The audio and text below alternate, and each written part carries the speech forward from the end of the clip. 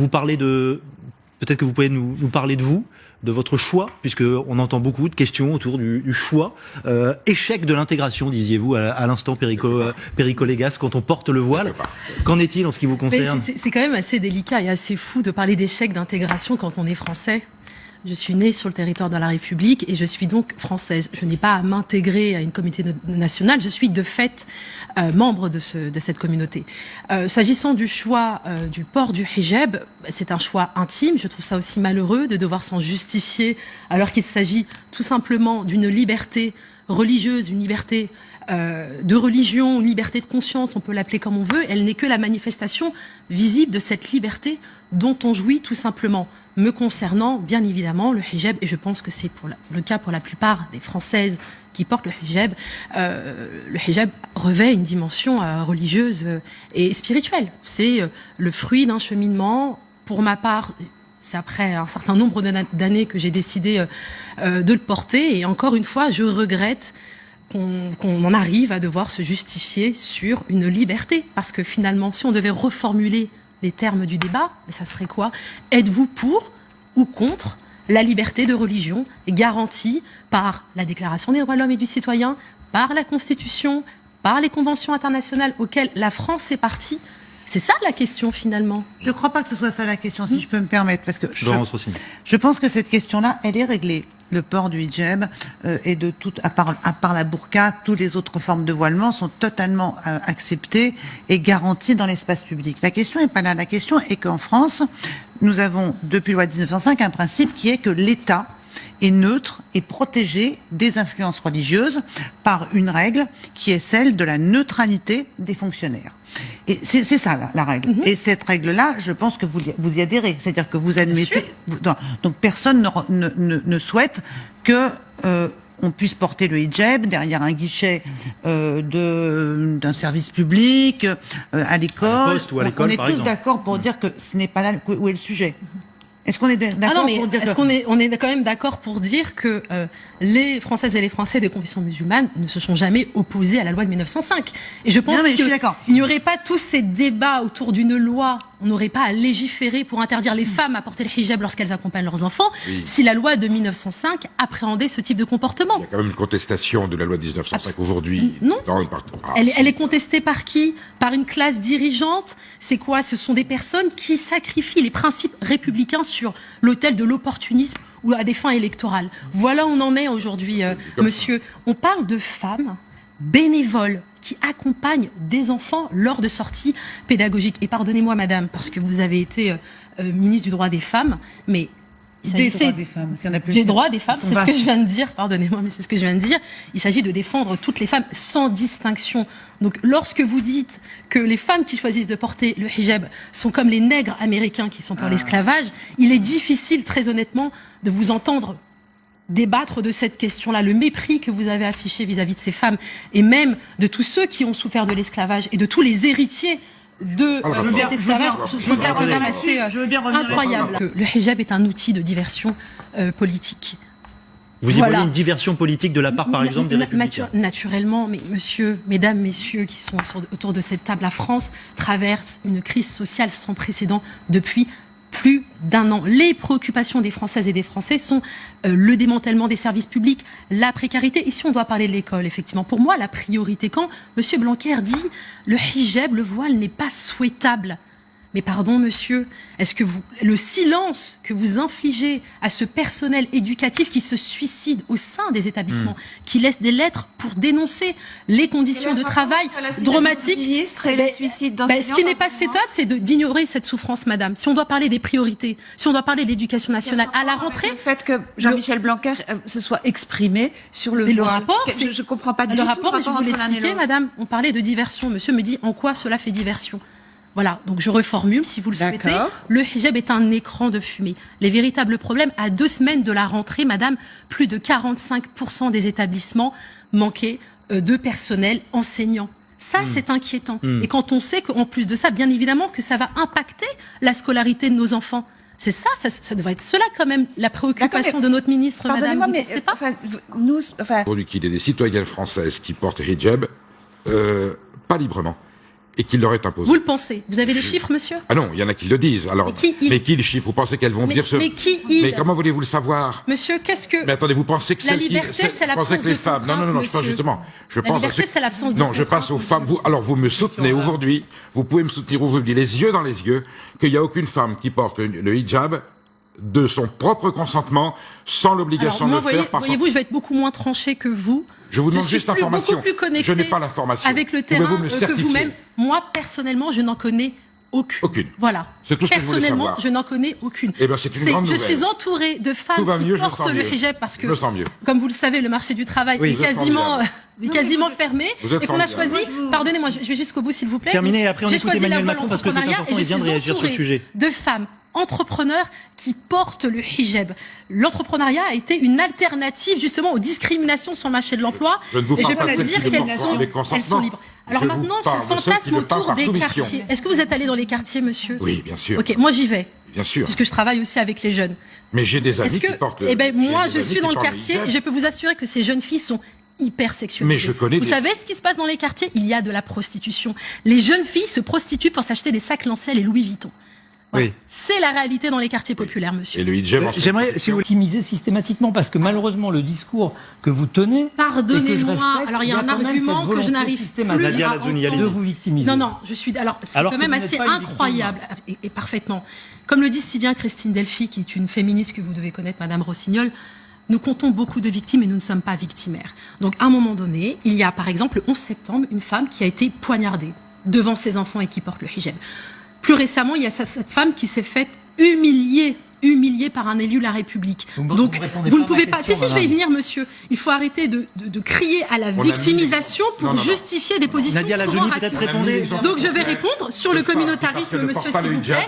Je vais donc... Absolument pas, et c'est faux. Vous ne présentez pas de chiffres, c'est du fantasme, et ça se passe dans votre tête, ça, monsieur. Voilà, ça, il faut que ce soit quand même clair. Sur le communautarisme, oui, voilà. On vit dans une République, encore une fois, que vient de et la souligner Emmanuel boussole Macron. de la République, c'est le droit. Oui. C'est la loi. Sauf qu'aujourd'hui, la loi est instrumentalisée. Aujourd'hui, nous votons des lois d'exception, monsieur. Et ce communautarisme, il est légiféré. Et il vient d'en haut. Lesquels, mais madame, par exemple, la loi de 2004, qui a interdit le port des signes religieux. Nous y voilà. Non, mais nous y voilà. Non, c'est un exemple. Quand on veut, par rapport à la proposition Attendez. Pas tous en même temps. Si vous parlez en même temps, on s'en sort pas. Je vous ai dit que le communautarisme, que le repli identitaire n'était que le fruit de toutes ces polémiques et qu'il n'était pas souhaitable là. Et qu'il n'était pas.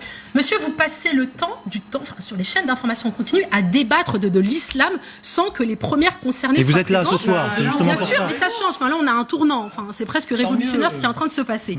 Donc, de me dire que oui, il faudrait un dialogue avec les premiers. Vous passez votre temps à débattre sur les musulmanes et les musulmans. C'est un fonds de commerce pour beaucoup.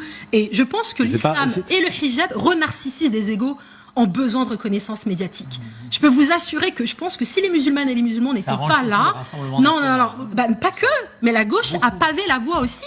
Justement, alors, de cette stigmatisation Laurence Rossignol. Donc le communautarisme n'est pas souhaitable, monsieur. Ah, vous êtes contre? Bien évidemment. Très bien. Bien évidemment. Mais moi, monsieur, vous parlez à une femme qui aimerait bien travailler sans qu'on la discrimine. Moi, j'ai pas envie de travailler. La loi de 2004 vous choque, si je comprends bien. La loi de 2004, quand vous vous intéressez aux travaux préparatoires, monsieur, la loi est impersonnelle et générale, vous le savez. Elle s'intéresse à la masse et pas à des individus. Quand vous lisez les travaux préparatoires, c'est comment on va faire pour interdire le hijab sans que le Conseil constitutionnel nous tape dessus. Donc voilà comment on vote. La loi 2004, c'est la loi qui interdit les signes ostentatoires aux élèves. Moi, je trouve ça très bien parce qu'en fait, on a avancé ce soir. On a avancé parce que moi, ma conviction, c'est que le hijab, le foulard, est utilisé à la fois par l'extrême droite et par les racistes et les gens qui sont anti-musulmans, et à la fois par les militants islamistes, parce que c'est le sujet qui, comme vous le dites, cristallise, hystérise tout le monde de part et d'autre. Et par exemple, je ne mets pas sur le même plan les mères et les femmes qui accompagnent leurs enfants dans les sorties scolaires, puisque vous n'étiez pas là, mais j'y veux que je ne voterai pas cette loi en ce qui me concerne. Je les mets pas sur le même plan que les militantes du burkini qui sont allées s'acheter des burkinis pour aller à la piscine de Grenoble avec ou dans d'autres piscines parce que c'est une action militante. Et ce qui est très intéressant, c'est que vous nous avez dit ce que je pense, moi, c'est que votre objectif, c'est la loi de 2004, faire tomber la loi de 2004. Faites un procès d'intention, madame? Non, vous l'avez dit il y a 2 minutes. Alors franchement, j'ai parlé de loi d'exception. J'ai dit que c'était une loi d'exception. Est-ce qu'elle est liberticide? J'ai dit que c'est naturellement, Est-ce que la loi de 2004 est Bien liberticide? sûr S'il vous plaît. La loi de 2004 est Vous liberticide. dites que la loi de 2004 Merci, madame. Bien Merci, évidemment. La loi de 2004 Merci, est madame. Mais alors liberticide. attendez, monsieur, Pardon. ne cherchez pas Non, moi à non, non, m'incriminer, alors que c'est vous qui Non, non, reniez mais les je libertés découvre- fondamentales. je découvre quelque chose. Pardonnez-moi. Je voudrais juste finir. Laurent, On est s'il là vous pour plaît, œuvrer pour s'il la vous plaît. concorde nationale. Nadia Lazouni. On appelle à la paix.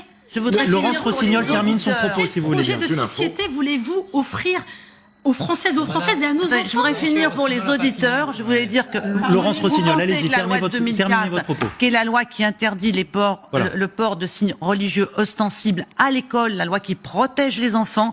Pour vous les pensez enfants, que pour les c'est une loi élèves. liberticide. Ouais, qui a déscolarisé des enfants. C'est pas vrai. Alors là, c'est vrai. en revanche, statistiquement, c'est faux. Eh ben, Et je vais même donnez-moi vous ces dire que pour les enfants, je vais me dire quand vous arrangez bien entre vous et entre religieux, entre vous, c'est qui, vous entre vous, les religions. Moi, je fais partie d'un Laissez-moi madame. Je fais finir. partie de la République entre vous, indivisible, les monsieur, religions, madame. les Mais enfants. vous, mais qu'est-ce que vous ça me veut laissez dire, finir, madame vous n'essayez pas, vous Je n'essayez suis pas. journaliste. Nadia Lazouni, je vous donne la parole juste Les après. les religions s'arrangent très bien entre elles, puisque les enfants qui veulent absolument, les jeunes filles qui veulent absolument porter le foulard à l'école, ou dont les parents veulent qu'elles aillent dans un établissement scolaire portant le foulard, trouvent leur place dans les églises catholiques. Donc nous avons maintenant des églises, j'ai dit églises, pardon, dans les écoles catholiques, les écoles confessionnelles, qui sont des écoles sous contrat, qui ne sont pas soumises à l'obligation de neutralité, où on retrouve là les différentes religions qui s'arrangent dans le système scolaire, et l'école de la République est juste et égale avec tout le monde.